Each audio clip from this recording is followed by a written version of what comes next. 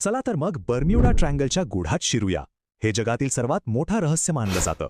अनेक दशकांपासून समुद्राच्या एका शापित भागाच्या कथा आपण ऐकतोय, जिथे म्हणतात की फिजिक्सचे नियमच चालत नाहीत. उत्तर अटलांटिकमधला हा भाग साधारण 1950च्या दशकापासून बदनाम झाला. रिपोर्ट सांगतात की विचित्र दिवसांनी गडबड होते. अचानक वादळं येतात आणि जहाजं विमानं गायब होतात. या दंतकथेला पक्क करणारी घटना घडली 5 डिसेंबर 1945 रोजी.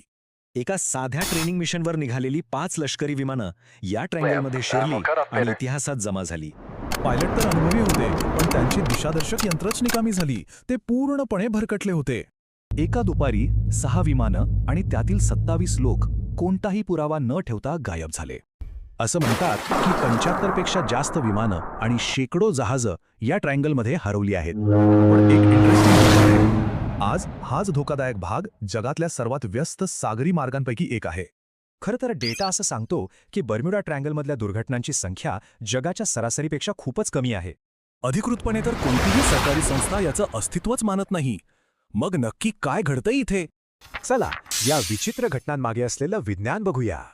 कंपासच्या समस्यांचं कारण हा ट्रायंगल एका ॲगोनिक लाईनवर आहे, जी होकायंत्राला गोंधळात टाकू शकते. आणि जहाजांचं काय? समुद्राच्या तळातून अचानक मिथेन वायूचा स्फोट होतो, जो जहाजाला क्षणात गिळू शकतो. विमानांचं रहस्य. शास्त्रज्ञांना इथे विचित्र एअर बॉम्ब बनवणारे ढग सापडलेत, जे विमानांना समुद्रात खेचू शकतात.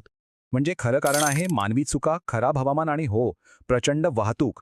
जर या सगळ्याचं स्पष्टीकरण आहे, तर मग बर्म्युडा ट्रायंगल इतका फेमस का आहे? चला याची तुलना जपानच्या ड्रॅगन ट्रायंगलशी करू. तिथेही अक्षांश आणि घटना अगदी सारख्याच आहेत. फरक आहे तो फक्त गोष्टी सांगण्याचा. बर्म्युडा ट्रायंगल रहस्य आणि मनोरंजनाची एक ब्लॉकबस्टर कथा बनली. आणि इथेच खरा मुद्दा आहे.